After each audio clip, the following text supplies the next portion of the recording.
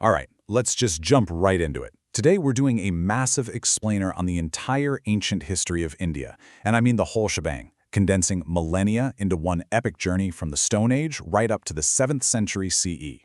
We're not just going to rattle off dates, This is the wild story of how human society on the subcontinent literally figured out everything.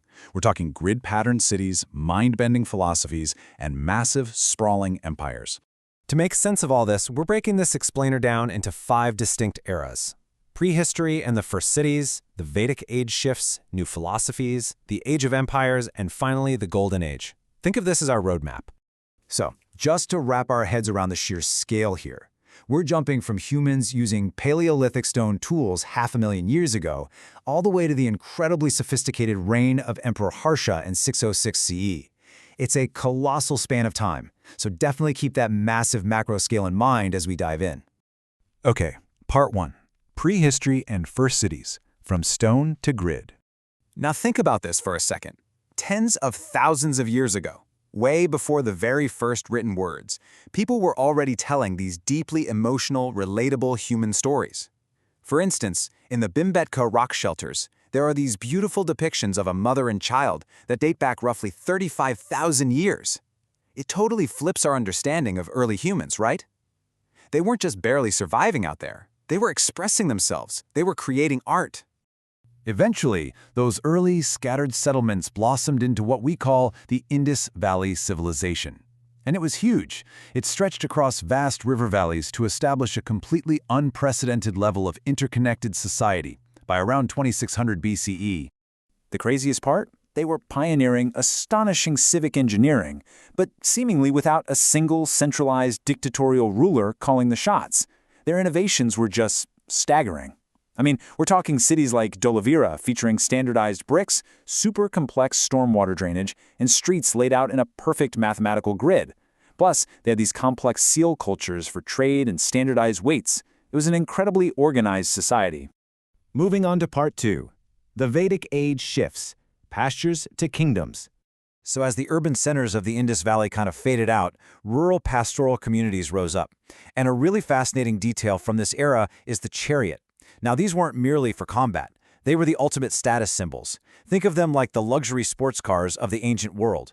Rulers actually staged these elaborate chariot races, called the Vajpaya, where the royal chariot was practically guaranteed to win against all the kinsmen.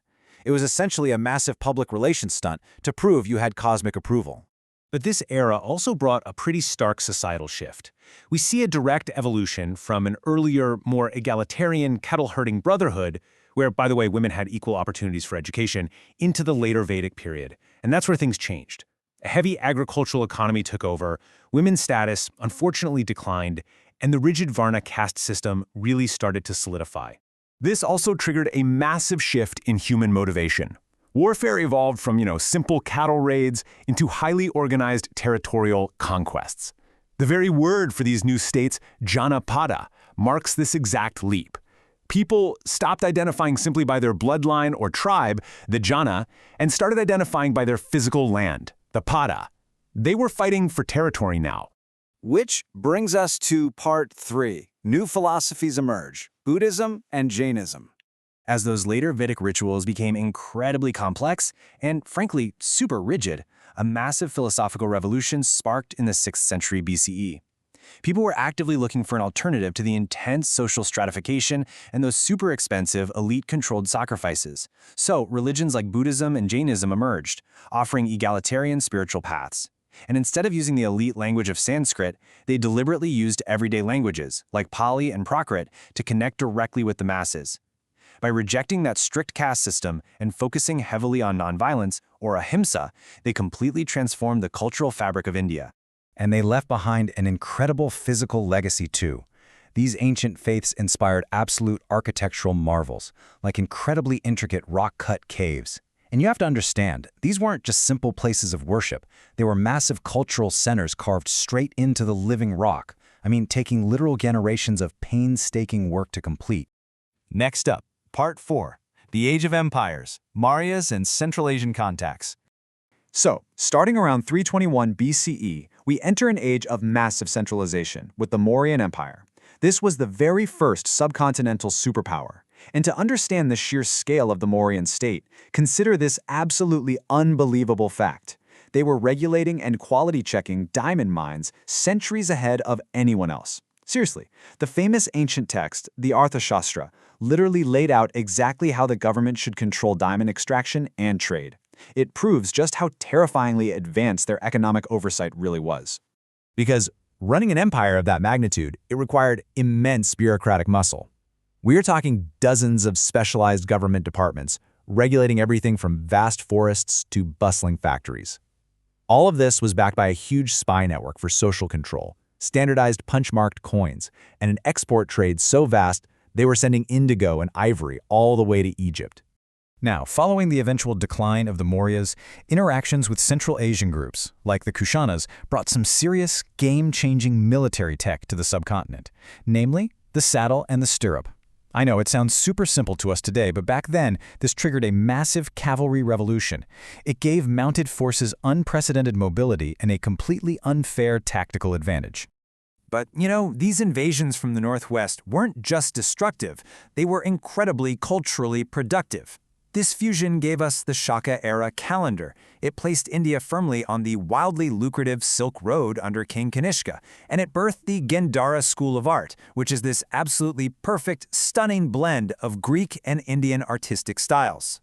Finally, Part 5, the Golden Age, Guptas and beyond. Starting around 319 CE, the Gupta Empire took over, and this period definitely earned its title as the Golden Age. It was a sudden, explosive burst of intellectual and artistic creativity that literally laid the foundational aesthetics and sciences for modern India.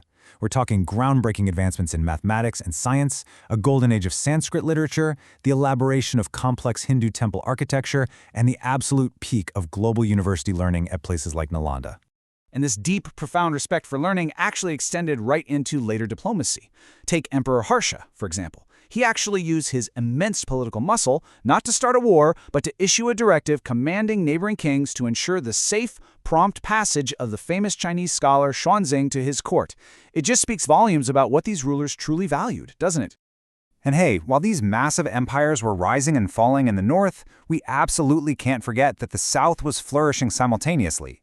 Powerful parallel dynasties like the Satavahanas, Cholas, and Pallavas were driving huge maritime trade networks and producing incredible Sangam literature. So the real narrative of ancient India is actually this rich, complex tapestry of highly advanced parallel regional kingdoms, all contributing to one massive cultural powerhouse. So, as we wrap up this explainer on the entire ancient history of India, I really want to leave you pondering exactly how much of our globalized, modern existence is actually built right on top of these ancient foundations. From their early state-regulated economies and mind-bending architectural feats to those profound philosophies of nonviolence that still inspire millions around the world today, the legacy of ancient India is literally everywhere. So, out of everything we covered, from Harappan civic grids to those massive trade networks, which of these epic ancient Indian innovations do you think has left the most profound blueprint on your life today? Let that sink in.